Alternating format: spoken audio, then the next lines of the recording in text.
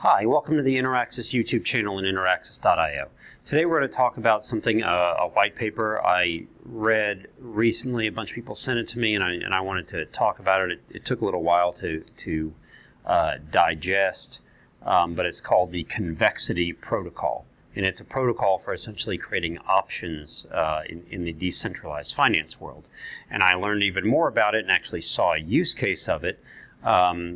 Rafaela, who we have on a podcast coming up, who goes by Bobby on Twitter and Telegram and everything, she is in Brazil and actually created an application called Oh My Die, which is, I believe, Oh My Die. I think it's .com. It might be .io. I'm not sure. You can look for it. Anyway, she has a beta version of this that actually uses the Convexity Protocol, and so I wanted to delve a little bit more into it. So the Convexity Protocol is gives us the ability to create options in the decentralized world, and not only create options, but then also be able to trade them. Right? So it took everything. So the first question is, what are options? Why do we even need them? Options come in many different forms in the traditional finance world.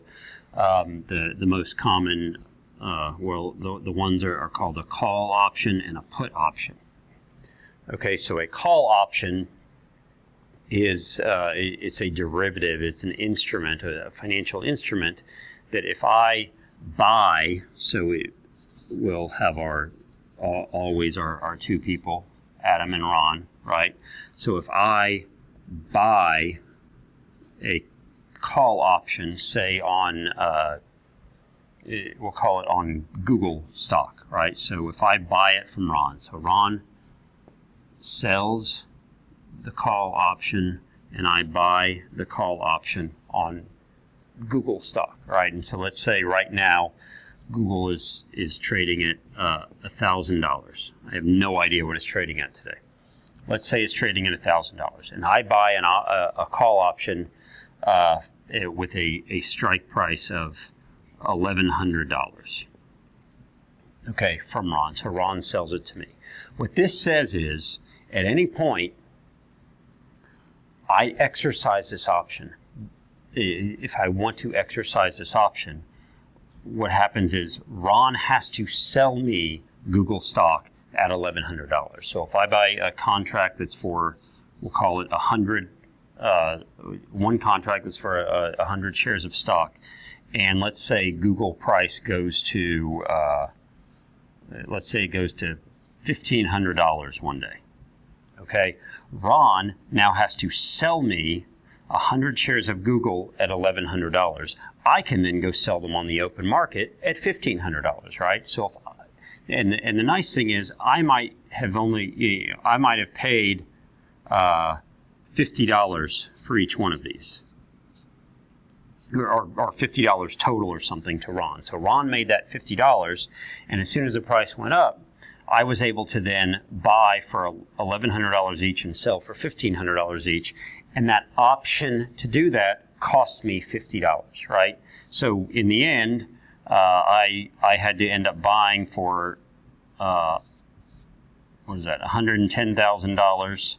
I sold for $150,000. So I made $40,000 minus the $50 I paid for the options. And these numbers might be a little ridiculous in these terms, but this is just to illustrate how it is. So I made $40,000 minus $50, so I made $39,950 profit.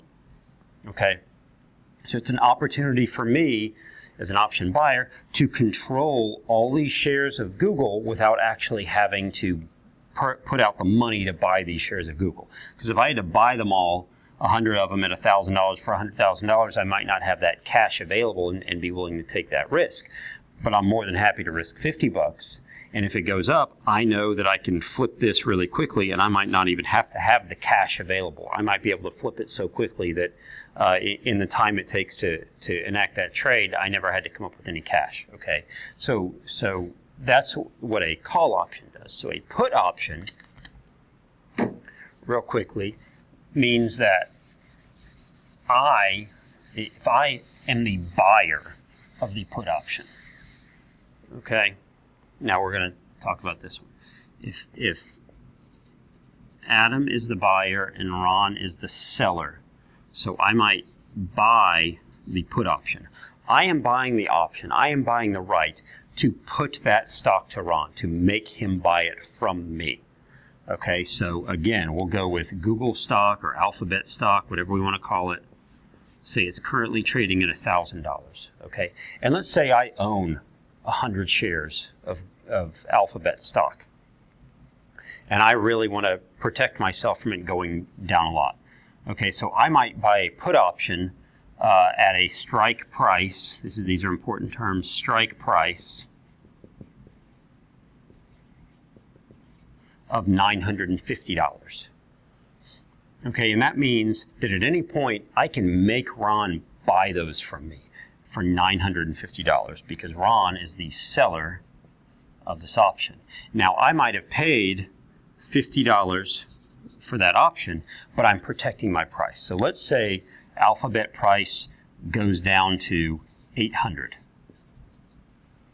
Okay, I can sell, I can execute this option, and Ron has to pay me $950 for all my shares of for each one of my shares of Alphabet. Now, Ron then maybe has to go buy them back in the market. I don't know, but he potentially ends up losing money, but he has to buy them from me. So what I've done is I've protected, and I only lose $50 per share that I have instead of losing $200 per share. So I've used the put option to protect myself. It costs me a little bit of money to have that option, but it's more than worth it to protect this $200 per share. So options are used, and you can have options on stock, you can have options on commodities, you can have options on all sorts of derivatives. But this is just a kind of simple way to show what options are. So a call option, if I'm the buyer of a call option, I have the option to make someone sell it to me at a certain price. I can buy it at a certain price. If I'm the buyer of a put option, I'm buying the right to put it to them, and they have to buy it for a certain price. If I buy a put, I'm protecting against a down market. If I buy a call, I'm saying I think the price will go up, and I want to control more shares for a smaller amount of upfront capital. Okay, we clear on that? Good. I hope so. I hope everyone's nodding along with me. All right, next, we're going to talk about what Convexity Protocol did, right? In its very basic form, it's created the ability for me as a decentralized finance user to create an option out of thin air. So if I have an asset and I need to create an option or I need a hedge or something, I can create an option using this protocol and create what's called an O token, right? And this O token is going to have all the parts of that option. It's going to have whatever the underlying asset is. It's going to have the strike price. So what is the price at which I can put it to someone or call it? It's going to have the collateral necessary. It's going to have whether it's an American or European. Okay, an American option means that, let's say there's an expiration date of March 2020, right? On an American option, I can exercise that option anytime between now and March of 2020. If it's a European option, I can only exercise it on that last date. Okay, I can't exercise it. So no matter what happens to the price of the underlying asset, it can go up and down all up until that date, and that date is when I execute it. That's a European versus an American option. So it's got to have all these. It actually has the price of the option. Right, that's kind of important, and you can put all this in an O token. And if people are creating O tokens that are relatively similar to each other, or actually exactly similar to each other, so it has all this information in there, you can actually create a secondary market for these O tokens, right? So if I mint a bunch and sell them, and then I want to buy them back, I can go to Uniswap potentially and trade these tokens back and forth. Okay, so why might I want to do this? Let's say, we'll give the Adam and Ron example, right? So let's say that I have I have let's say 1,000 DAI were in a compound loan, right? And it's locked into this in the compound protocol, right? And these 1,000 DAI are currently worth about $1,000, right? They're worth $1,000. Now, the problem, of course, with DAI, the great part is it's usually pegged to the dollar. The bad part is it's algorithmically pegged to the dollar, which means it's not.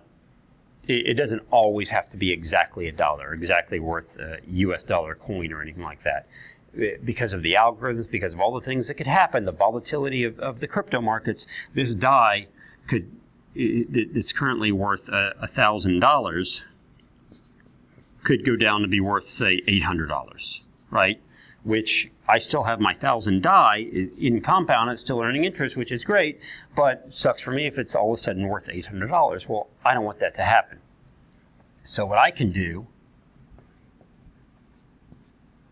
what Ron can do, Ron can mint some put options, right? He can sell some put options. He can say, look, I'm going to create this token, this O token, and what it's going to say is, at any point,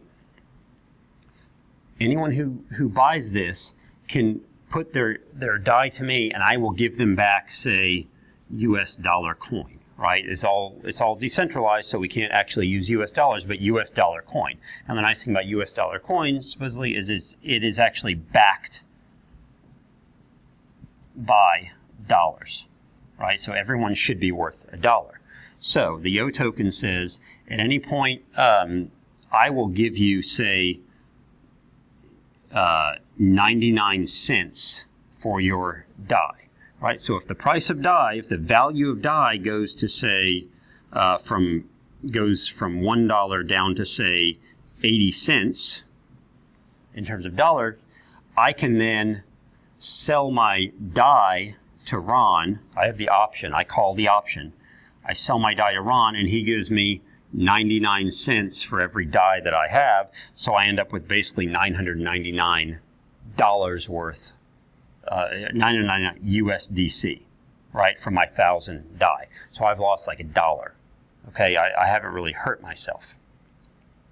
Whereas Ron is kind of hurt because now he has 1,000 DAI that are worth actually $800. Okay, but I have paid him for that option. I've bought that option, right? So this O token that Ron has minted, he's gone into this protocol and he's minted this token, I now own it. So it sits in my wallet,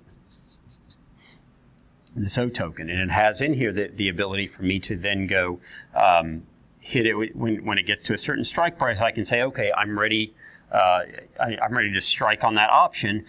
I'm going to sell Ron my DAI. He's going to give me USDC. 90.99 USDC for every one DAI that I have. Okay, and now I've been protected because I have all these DAI locked up in a compound loan. And yes, it's great that I'm earning interest, but it doesn't help me again if I lose 20% of the value overnight. Right, so that's where options are important. The other important thing is Ron can mint a whole bunch of these and sell them. And then let's say he gets some interest. So he's sold it to me. Let's say I bought it for, I paid like 5 DAI for it, right? So let's say he's minted 1,000 of these. He's made $5,000. As long as the value of DAI doesn't go down too far, no one's going to enact these. But let's say he gets wind of some hack or issue that's going on, or he doesn't feel real good about it. He can go back into the market on Uniswap, and if all of these tokens that he's minted and all these tokens that other people have minted are the same, they can just be traded. And he can go buy them all back and unwind his position. So if let's say he's minted 1,000 O tokens and he goes, man, I'm really out there. Like if the value of this goes down, I'm going to get really hurt, right? He might go in and buy back 900 of them, right? So he buys this. Okay, this he sold.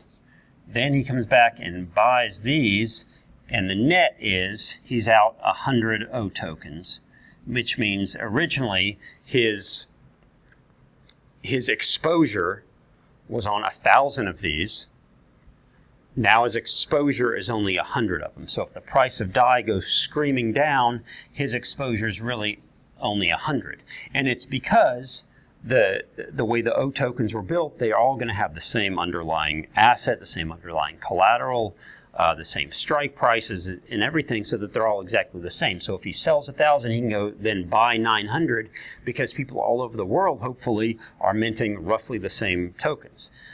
I, as an investor or a saver or whatever, I'm happy because now, if the value of DAI goes way down in terms of its peg to the dollar, or its value versus a dollar, I'm protected. So all these DeFi investments, or all these DeFi things I might have going on, I'm somewhat protective. You can look at it with some of the other protocols that have come out, like DeFi Zap. I want to be protected with all these investments, all these zaps that I've created. Sablier, right? If I'm getting payment streamed to me, but I know that it's going to take a month or a year or whatever to get this payment, and it's going to be in DAI, well, I might want to protect myself a little bit, right? This is different than Nexus Mutual, which we talked about. Nexus Mutual is insurance, and insurance in this case is just protecting us against some sort of issue with the smart contract, the compound smart contract, or the DYDX smart contract or something. Convexity Protocol is helping me hedge or insure myself against the value of DAI dropping. Now, eventually you'll be able to create these O tokens for other things, but the key is to have the liquidity, right? You have to have a lot of people who have the same the same risk that they're exposed to, that they need to hedge against, and then you have to have a whole bunch of people who are willing to take on that risk. Right. Now, what can happen is, as the price, so what I said is maybe I paid 5 DAI for this this option. If this price starts to go up to, say, 10, maybe that kind of tells the market, look, there's a problem here. Like maybe we have a feeling now that the value of DAI is going to go down because the price of this has gone up. The market is saying, hey, we all feel like there's a problem here. Something else we might see with this token is, in this case, Ron would have to put up potentially his USDC as collateral. So it's being held essentially in a smart contract as collateral, because at any point, if I want to exercise my option, he's got to be able to give me the USDC tokens right away, and I have to give him the DAI right away, right? So it's not all that efficient for Ron, except he's making the five DAI for each. But at some point, we might be able to have, kind of like we had multi-collateral DAI, we might have multi-collateral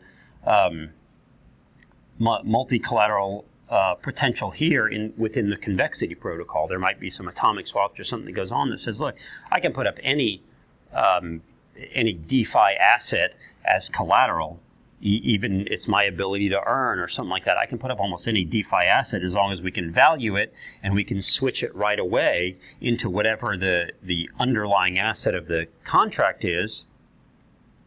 Then we can have multi-collateral here, right? There are all sorts of other options because it's on a decentralized platform, because we don't have, as we always talk about, the friction or the fees associated with going through the traditional financial world. We don't have the issues with going through necessarily the banks and the securities regulations and the transfers and everything else that happens with traditional securities and traditional money.